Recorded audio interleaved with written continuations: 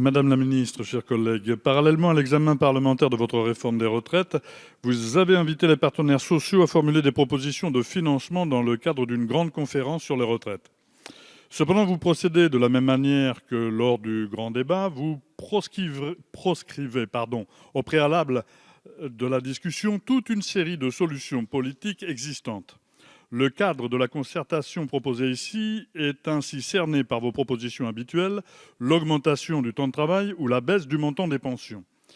Nous en avons pourtant proposé d'autres, telles que l'augmentation des salaires et l'égalité salariale effective entre les femmes et les hommes. Ces deux recommandations généreraient respectivement 2,5 milliards d'euros pour une revalorisation de 1% des salaires et 6 milliards d'euros. En réalité, votre conférence a pour unique objectif d'orchestrer le dissensus entre les différentes organisations syndicales et patronales, vous permettant ainsi de devenir seul décisionnaire sur le dossier brûlant du financement des retraites. Ces méthodes ne peuvent qu'inquiéter. L'étude d'impact et les trajectoires financières proposées sont dénoncées comme lacunaires par le Conseil d'État. On ne peut toujours pas évaluer avec les éléments dont on dispose ce que représentera l'enveloppe financière de la branche retraite dans un système par points. Ainsi, je vous le demande solennellement, Madame la Ministre, votre méthode de travail répond-elle à un autre objectif que celui de vous affranchir du contrepoids politique, qu'il soit syndical ou parlementaire? Merci. Madame la Ministre. Merci, Monsieur le Président. Monsieur le député Larive, en réalité, j'ai du mal à comprendre votre question parce que nous faisons tout le contraire. D'abord, nous faisons confiance aux partenaires sociaux. D'abord pour aboutir à une proposition qui permettra d'arriver avec un système de retraite à l'équilibre lorsque la réforme interviendra. Nous leur proposons également de travailler sur la gouvernance du futur système.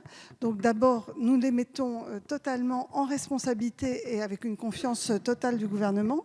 D'autre part, le cadre fixé, vous le trouvez contraint. En réalité, je pense qu'il est admis par tout le monde et il est peu contraint.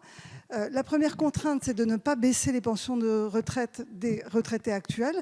Je pense que 100% des Français sont d'accord avec cette contrainte. Et d'ailleurs, l'ensemble des partenaires sociaux étaient d'accord avec cette contrainte. Personne ne souhaite baisser les pensions. Donc, premièrement, nous assurons à l'ensemble de nos concitoyens retraités que l'équilibre du système ne reposera en aucun cas sur une baisse de leur pension.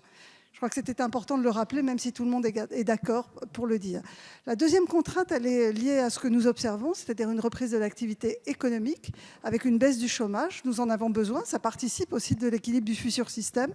Or, la seule façon de traduire cette dynamique aujourd'hui des entreprises, c'est de ne pas augmenter le coût du travail. C'est la deuxième contrainte que le gouvernement a mis dans le courrier adressé aux partenaires sociaux.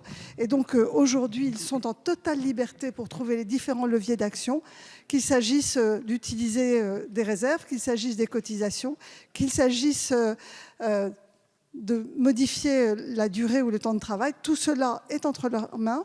Et aujourd'hui, les seules contraintes, elles ont été parfaitement comprises et admises par les partenaires sociaux lorsque nous leur